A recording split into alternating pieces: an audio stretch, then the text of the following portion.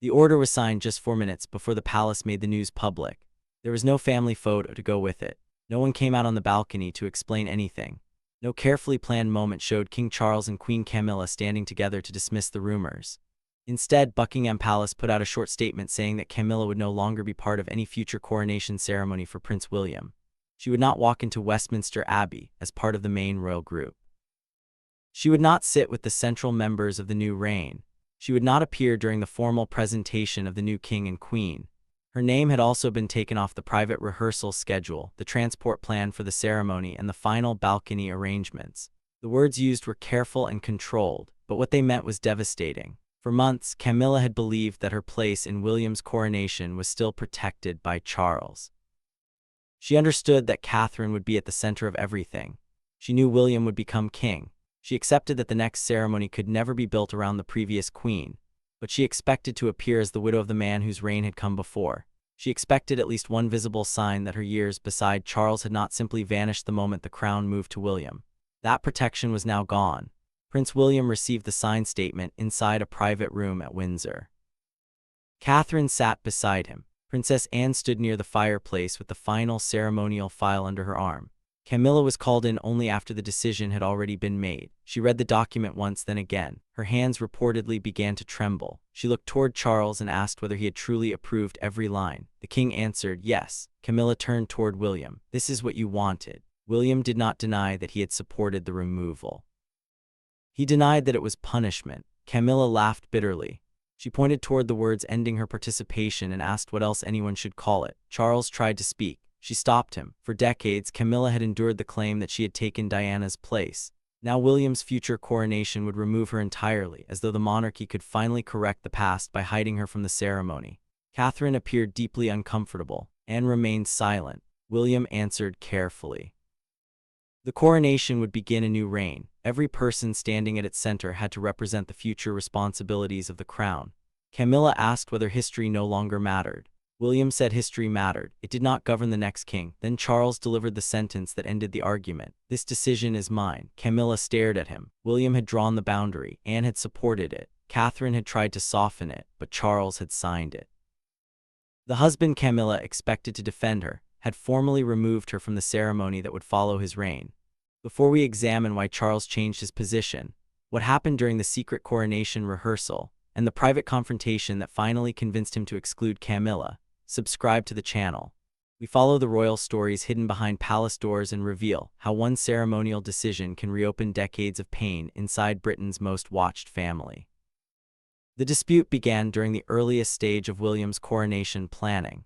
Charles wanted the future ceremony prepared long before any succession actually occurred. He argued that the family could not design a coronation while grieving, facing international attention, and managing the immediate constitutional duties of a new reign. William reluctantly agreed. Catherine accepted responsibility for coordinating the royal family's participation and reviewed the protocol. Church officials protected the sacred ritual. Government planners handled international and national arrangements. Security teams developed routes and access controls. Camilla's role appeared straightforward at first. She would attend as the widow of the previous sovereign. Assuming Charles's reign ended through death, she would receive a prominent seat. Her presence would acknowledge the reign that had come before. She would join selected family moments after the service. But she would not enter as part of William and Catherine's central procession. Camilla accepted that compromise privately. She did not expect to stand beside the throne. She did not expect to keep the position of queen once William became king. She wanted dignity, nothing more, she said. The first ceremonial draft reflected that. Camilla would arrive before William and Catherine. A short musical tribute would acknowledge Charles's service. She would enter with a trusted family escort. Her place inside the abbey would remain visible without suggesting continued authority. After the crowning, she would join Anne, Edward, Sophie, and other senior relatives for a family appearance. Charles considered the arrangement respectful. William considered it generous. Catherine believed it balanced emotion and constitutional clarity. Then Camilla's household requested changes. Her private secretary argued that the widow of a king should not arrive like an ordinary family guest. She should receive a formal procession. She should be acknowledged by title. She should sit close enough to the central ceremonial area that foreign leaders and television viewers could not mistake her significance. One proposal suggested Camilla carry a personal object associated with Charles into the abbey. Another placed her directly behind William and Catherine during the family procession. A third included her in the principal balcony group alongside George, Charlotte, and Louise. William rejected all. He believed they blurred the beginning of his reign.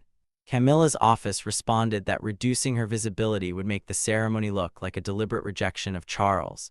William said the coronation belonged to the incoming sovereign, not to the widow of the previous one. The disagreement moved quickly from protocol to emotion. Camilla believed William had never fully accepted her. He had remained publicly respectful. He had performed his duties. But beneath the formal appearances, she believed he still viewed her through Diana's pain. Every future decision involving Camilla carried that history. Property arrangements, household access, family photographs, ceremonial position. Nothing felt neutral. William denied acting from revenge. He said Camilla's role would be determined by the structure of the new reign, not by old wounds. Camilla asked why Catherine's family would receive visible places while she was being pushed away. William replied that Catherine would be queen and the mother of the heir. Her parents would attend privately, not control the procession. Camilla said she was not asking her children to control anything. She was asking for herself to be recognized. Catherine tried to mediate. She proposed keeping Camilla's separate entrance but adding a formal acknowledgement of her support for Charles. William agreed. Camilla's office said it was not enough. The request for greater prominence reached Charles. He understood why Camilla felt vulnerable. The coronation would represent the exact moment when her authority disappeared. She would enter the abbey knowing that the man she had supported was gone and that the family had already reorganized around William and Catherine. Charles wanted to protect her from appearing discarded. He asked William to reconsider. William refused. Charles was angered by the bluntness. He reminded his son that Camilla had served beside the sovereign. William replied that service would be acknowledged. It would not create authority beyond the reign that gave it meaning. Charles accused him of treating compassion like constitutional weakness. William answered that his father had spent years allowing compassion to create unclear arrangements around Camilla's household. The coronation could not inherit them. The conversation ended badly. For several weeks, Charles supported Camilla's participation more strongly. He asked the planning group to create a revised ceremonial role. Catherine reluctantly agreed to examine options. Anne warned that the entire plan was becoming too focused on one person's feelings. Charles said the feelings mattered. Anne responded that every member of the family would be grieving. William would have lost his father. Catherine would be supporting a new king. George would become direct heir. Charlotte and Louis would watch their family change before the world. Camilla's pain deserved protection. It did not deserve control over the ceremony. Charles did not dismiss the warning. He did not change his position. The revised plan gave Camilla a formal entry. She would carry a small personal emblem connected to Charles's reign. She would sit near the senior working family. She would appear briefly in the central family grouping after the service. William considered the arrangement excessive. Then he considered it barely acceptable. Then the first rehearsal occurred. No royal family members attended. Officials used stand-ins. The central procession entered. William and Catherine's positions were tested. The children's movement was timed. Security reviewed every doorway. Camilla's revised entry followed. The rehearsal exposed an immediate problem. Her procession delayed William's entrance. The cameras would remain focused on her for several minutes before the future king appeared. The personal emblem linked to Charles created the visual impression that she carried the previous reign into the new ceremony. Her seat placed her within repeated camera shots of William and Catherine. The final family grouping looked crowded. George was partly hidden. Anne's position shifted. Edward and Sophie became visually secondary. Catherine reviewed the footage. The arrangement did not look like dignified acknowledgement. It looked like two royal centers competing inside one ceremony. William said that was exactly what he had warned. Camilla's office blamed the rehearsal design. Charles asked for another version. Anne opposed wasting time on choreography designed to disguise an obvious structural problem. Camilla could be honored. She could not remain central. Charles insisted. A second rehearsal was arranged. Camilla's entrance became shorter. The emblem was removed. Her seat moved slightly. The family grouping placed her beside Anne rather than directly behind William. The result improved. Another problem emerged. The ceremonial announcer needed a formal description for Camilla. Would she still be called Queen Camilla? Would the wording identify her as the widow of King Charles? Would she receive a new style? Using Queen repeatedly during William and Catherine's coronation could confuse international audiences. Avoiding the title could appear humiliating. Legal advisors explained that customary styles could be handled, but the public presentation required precision. Camilla's office demanded full use of her existing title. William's advisors preferred a historical acknowledgement followed by her personal name. Charles supported Camilla. William opposed him. Catherine again sought compromise. Camilla could receive full formal recognition at her entrance. Later references would avoid repeating the title unnecessarily. The proposal passed temporarily. Then a private planning document leaked. The story appeared in the press as a battle between two queens. Camilla demands central coronation role. Catherine fights to protect historic ceremony. William plans to push stepmother aside. Charles orders family to honor his wife. No palace source confirmed the headlines. Public reaction became fierce. Some defended Camilla's years of service. Others argued that William's coronation should have no special role for her. Diana's name returned immediately. Every photograph of Camilla was placed beside an image of Diana. Every discussion about her position became an argument about the past. Charles was furious. He believed the leak had been designed to weaken Camilla's role before a final decision. William believed the leak came from someone trying to pressure the planning group through public sympathy. Anne requested a security review. Catherine asked everyone to stop discussing the ceremony through private social contacts. Camilla's office denied leaking anything. The investigation found no proof. The damage remained. Charles considered withdrawing Camilla's ceremonial role temporarily until the controversy settled. She viewed even temporary withdrawal as surrender. She told him that once the palace removed her, William would never restore the position. Charles promised he would protect her. That promise became important later. The second crisis involved guest access. Camilla wanted several members of her private family seated near her. Her children, selected grandchildren, her sister, trusted friends who had supported her through decades of public hostility. William accepted her children and grandchildren as private family guests. He opposed placing a larger Camilla group close to the ceremonial center. The abbey had limited space. Every visible seat carried meaning. Catherine's parents would attend but would not form a separate court around her. Anne's children would follow the same rule. Edward and Sophie accepted defined family seating. Camilla argued that her situation was different. She would enter the ceremony without Charles. Her children were the people she would rely upon emotionally. William agreed they should sit nearby. He did not agree that friends and advisors required the same position. Camilla's office submitted an expanded list anyway. Several names had no official reason to attend beyond personal loyalty. One was connected to earlier controversy involving royal access. Another had sought charitable introductions. A third had been involved in private property discussions. William ordered the names removed. Camilla restored two through her office. Security flagged the conflict. The coronation planning group now possessed two guest lists, one approved by William, one amended through Camilla. Charles was forced to intervene. He supported William's authority over the central ceremony. Camilla accused him of breaking his promise. Charles said protecting her did not mean accepting every request. She replied that the palace expected her to appear alone, diminished, and grateful. The argument lasted more than an hour. Charles eventually approved only her immediate family. The friends remained excluded from central seating. Camilla did not forgive the decision. The third crisis involved Charles's personal archive. The coronation plan included a brief acknowledgement of the previous reign. Catherine suggested using one symbolic object connected to Charles's service. Possibilities included a handwritten commitment, a small ceremonial emblem, or a piece of music associated with his major causes. Camilla wanted to choose the object herself. William believed the selection should be made jointly by the official committee and family. Camilla argued that nobody understood Charles's personal legacy better than she did. Anne answered that the coronation was not a private memorial. The object had to represent the reign nationally, not merely Charles's marriage. Camilla selected a personal letter Charles had once written about duty, love, and the strength he drew from his wife. William rejected it immediately. The letter made the tribute center on Camilla. She accused him of refusing to acknowledge how much she had contributed to his father's life. William said the country could honor Charles without turning his coronation into a tribute to their marriage. Charles was deeply embarrassed by the conflict. He asked Camilla to withdraw the letter. She did. The emotional distance between them widened. Catherine proposed a different object connected to Charles's environmental work and long public service. Everyone approved. Camilla felt erased again. Then came the incident that changed Charles's position completely. The planning group organized a restricted family rehearsal at Windsor. William, Catherine, Anne, Edward, Sophie, Camilla, no press, no cameras outside official recording equipment. The goal was to test movement and emotional timing before any Abbey rehearsal involving the family. Charles attended as observer. The rehearsal began smoothly. William and Catherine entered.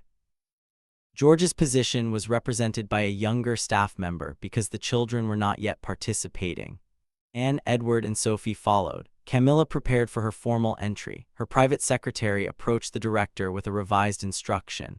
Camilla would enter later than planned, immediately before William's ceremonial recognition. The timing would guarantee maximum visual prominence. The director refused. The schedule had been approved. Camilla's secretary said the Queen had personally authorized the change. William overheard. He ordered the original plan restored. Camilla entered the rehearsal room furious.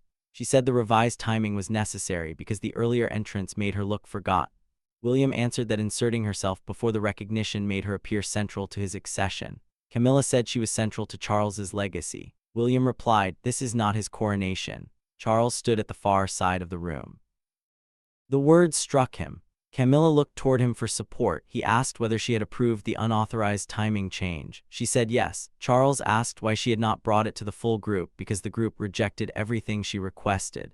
Anne said the group rejected changes that weakened the ceremony's clarity. Camilla accused Anne of helping William remove her. Edward tried to calm the discussion. Sophie asked for a break. Camilla refused. She turned toward Catherine and said the entire planning process had been designed to crown her as the family's new moral center while presenting Camilla as an embarrassing remnant. Catherine answered that she had repeatedly protected Camilla's dignity. Camilla said dignity without visibility was disappearance. William ended the rehearsal. He told staff to leave. Only the senior family remained. Then he asked Charles to make the final decision. Would Camilla follow the approved structure, or would every stage continue changing until her office controlled the ceremony? Charles looked toward his wife. He asked her to accept the existing role. Camilla said she could not accept a ceremony built to reduce her. Charles reminded her that she would be honored. She answered that the palace used the word honor whenever it wanted someone to surrender power quietly. Anne closed the ceremonial file. She said no stable coronation could be created, while Camilla treated every boundary as personal rejection. Camilla accused her of cruelty. Anne replied that cruelty would be allowing the conflict to explode after Charles was gone when he could no longer explain any decision. The room fell silent. Charles asked Camilla one final question. If the approved role remained unchanged, would she follow it? Camilla did not answer directly. She said she reserved the right to protect the dignity of his reign. That was the moment Charles lost confidence in the arrangement. Her answer implied she might continue altering plans in his name. Even after William became king, even during William's coronation, Camilla believed she was protecting Charles. William believed she was preserving influence. Charles saw both possibilities, and for the first time he understood that including her might create the exact humiliation he wanted to prevent. Every movement would be examined, every expression compared with Catherine. Every disagreement leaked. Every moment of mourning turned into a power struggle. Removing her might appear cruel. Keeping her central could damage everyone. Charles requested 48 hours. He met Anne first. She recommended complete removal from the official ceremony. Camilla could attend privately if William wished. She should hold no formal role. Charles considered the recommendations severe. Anne said half measures had already failed. He met Catherine next. Catherine opposed total exclusion initially. The public would interpret it as punishment. Camilla would experience the decision as abandonment. Charles asked whether Catherine trusted Camilla's office to follow the approved plan. Catherine paused. That pause answered him. She trusted Camilla's grief. She did not trust the pressure surrounding her. Friends and advisors would continue telling her that any reduced role represented disrespect. Camilla might accept the plan one day and challenge it the next. Catherine proposed a private alternative. Camilla could attend a family service before the coronation. A memorial moment honoring Charles, no competing processions, no dispute over titles, no cameras turning grief into spectacle. Then she could choose whether to watch the coronation privately from a royal residence. Charles asked whether that would appear like banishment. Catherine said the palace could describe it as Camilla's personal decision to honor Charles privately. Charles rejected the deception. If he removed her, he would own the decision. He met William last. William supported exclusion. Charles asked whether the position came from Diana. William denied it. Charles asked again. William admitted that the history could never disappear completely, but his decision rested on the present behavior. Camilla's household had attempted to alter timing, guest access, ceremonial language, and the tribute to Charles. William could not begin his reign with another household claiming authority through the previous king. Charles said Camilla would see the decision as proof William had always wanted her gone. William answered that he could not govern through fear of her interpretation. Charles understood. The king spent the final night reviewing every coronation draft: the earliest roll, the revisions, the guest disputes, the title arguments, the rehearsal incident, the private correspondence. He also reviewed Camilla's contributions: years of charitable work, public service, support during difficult periods, the companionship she provided, the personal strength she gave him. He did not deny any of it. That made the decision more painful. He signed the removal order the following afternoon. The document stated that Camilla would not participate in official future coronation ceremonies. She would receive a separate family commemoration honoring Charles's reign. Her security and dignity would remain protected. She could attend private memorial events. No ceremonial role would pass through her household. No staff member connected to her could alter coronation planning. The future ceremony would remain under William, Catherine, the church, the government, and authorized officials. Anne witnessed the signature. Catherine asked Charles once more whether he wanted time. He said time had created the problem. Every delay encouraged another struggle. William signed his acknowledgement. The palace statement was prepared. Camilla was called. Her confrontation with Charles became the most painful moment of the entire process. She asked whether he was removing her because William demanded it. Charles said William supported the decision. The final responsibility belonged to him. Camilla asked whether Catherine had requested it. Catherine said no. She had argued for protection and alternatives. Camilla asked why none of that protection allowed her to remain. Charles answered, because I cannot leave you inside a ceremony where every person will be waiting for you to fight for me. Camilla said she would not fight. Charles reminded her of the rehearsal. She said the rehearsal was not the real day. Charles answered that the real day would be worse. She would be grieving. Advisors would surround her. The cameras would search for conflict. Every movement would be interpreted. He could not place her inside that pressure and expect discipline to survive. Camilla said the decision was presented as care because nobody wanted to admit it was rejection.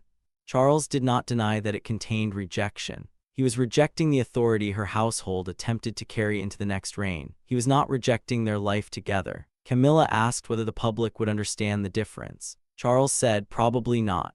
That honesty broke her composure. She cried, then became angry again. She said Diana would finally receive the victory everyone believed she deserved. William stood. He said the decision was not about his mother. Camilla told him everything between them would always be about Diana. Catherine asked them both to stop. The room had become exactly what Charles feared the coronation would become: a ceremony planned around one king trapped inside the wounds of another generation. Camilla left before the statement was released. She returned to her private residence with a small group of staff. The palace issued the announcement 4 minutes later. The public response was immediate. Some described the removal as brutal. Others called it necessary. Camilla's supporters argued that Charles had abandoned his wife to protect William's popularity. William's supporters said the future king had finally secured his coronation from interference. Diana's name dominated the headlines. Catherine was described as the new center of royal power. Anne was accused of engineering the removal. Charles faced criticism for acting too late. The palace refused further comment. Behind the silence, negotiations continued. Camilla wanted the wording changed. Officially removed sounded punitive. Charles refused to pretend she had withdrawn voluntarily. She requested the right to attend as a private family member without appearing in the procession. William opposed guaranteeing it years in advance. Catherine supported leaving the possibility open. The final arrangement allowed the future sovereign to invite Camilla privately if circumstances permitted. No official role, no ceremonial guarantee, no separate household representation. Camilla considered the possibility insulting. She did not reject it completely. The family commemoration for Charles became more important. Catherine designed it with Camilla. A private chapel service before the coronation period. Charles's favorite music. Readings selected from his speeches and personal reflections. Objects connected to his work. Camilla's children and grandchildren present. William, Catherine, Anne, Edward, and Sophie invited. No state cameras, no international spectacle. The moment would belong to family and memory. Camilla could grieve without being compared with Catherine in every frame. At first, she believed the service was a consolation prize. Then she began choosing the music, reading Charles's letters, selecting photographs. The process gave her something the coronation never could, a space centered on the man rather than the crown. That did not erase the humiliation. It gave the grief another home. William's coronation plan became cleaner after her removal. The separate procession disappeared. The title question ended. The central family grouping became clear. George's position was protected. Anne, Edward, and Sophie received defined roles. Catherine's responsibilities no longer overlapped with Camilla's household. The ceremony shortened. Officials reported that the structure finally worked. Charles read the updated plan. He felt relief, then guilt. Anne told him both emotions were justified. Correct decisions could still hurt people. William thanked his father privately. Charles warned him not to treat the outcome as victory. One day, William would make decisions that hurt Catherine, George, Charlotte, Louis, Harry, people he loved. Kingship did not become noble merely because a rule was clear. The human cost always remained. William accepted the warning. Catherine visited Camilla several days after the announcement. Camilla initially refused to see her, then changed her mind. Their conversation lasted almost 2 hours. Camilla accused Catherine of benefiting from the removal. Catherine agreed that the coronation became simpler. She denied wanting the result. Camilla asked whether Catherine could imagine being excluded from William's final legacy. Catherine said no. She also said Charles was not excluding Camilla from his life or history. He was separating that history from William's accession. Camilla asked whether that distinction would comfort Catherine in the same position. Catherine admitted it might not. That honesty mattered. She did not defend the decision through cold language. She acknowledged the wound. Then Catherine made a promise. The coronation would honor Charles. Camilla's decades beside him would not be erased from the historical record. The family commemoration would receive full protection. No advisor could reduce Camilla's place in Charles's personal archive. Her charitable contributions would be preserved. Her children would be treated respectfully. The new reign would not use her exclusion as permission for humiliation. Camilla asked whether William had agreed. Catherine said he would. If he resisted, she would remind him of the difference between limiting authority and rewriting history. Camilla finally nodded. It was not forgiveness. It was the beginning of a structure she might survive. Charles later added a private clause to the coronation file. No public statement connected to the future ceremony could describe Camilla's absence as disgrace or punishment. The official history would state that the new reign required a distinct ceremonial center and that Camilla's personal commemoration of Charles had been protected separately. Anne approved the clause. William accepted it. Catherine insisted upon it. Camilla was informed. She said the words could not repair the removal. Charles said they could prevent cruelty from becoming policy. The title says King Charles confirmed Camilla was officially removed from all coronation ceremonies. Inside this royal drama, he did, not because their marriage had ended, not because she lost every royal dignity, not because William erased her through revenge. He removed her because every attempt to include her became a struggle over who controlled the next reign. Camilla wanted to protect Charles's legacy. William wanted to protect his future authority. Catherine wanted to protect the family. Anne wanted to protect the ceremony from ambiguity. Charles tried to protect everyone until he understood that the protections were colliding. Somebody had to lose the ceremonial position. He chose Camilla. The decision may become one of the most painful acts associated with his reign. It also prevented William's coronation from becoming a final public battle between Diana's memory, Camilla's survival, and Catherine's future. Camilla would not stand inside the abbey as the previous queen fighting to remain visible. She would grieve Charles privately, her family beside her, his letters in her hands, the world outside, focused on a new king. William would enter the ceremony without another household claiming authority through his father. Catherine would stand beside him without appearing to defeat Camilla in public. George, Charlotte, and Louis would see a clearer transition. Anne, Edward, and Sophie would support the new reign. Charles's service would be honored. His marriage would remain part of history. The crown would move forward. That was the principle beneath the order. A coronation cannot become a memorial for every unresolved relationship surrounding the previous sovereign. It must establish the next reign. Charles loved Camilla enough to understand why she wanted to remain. He was king enough to tell her she could not. And when he signed the emergency statement, he ended the argument before William inherited it. Camilla lost the ceremony. She did not lose the years that came before it, but for the first time since becoming queen, she was forced to confront a reality no title could prevent. When Charles's reign ended, the center would move. Not slowly, not politely, immediately. And no amount of history, loyalty, or love could require the next king to build his coronation around the woman who once stood beside his.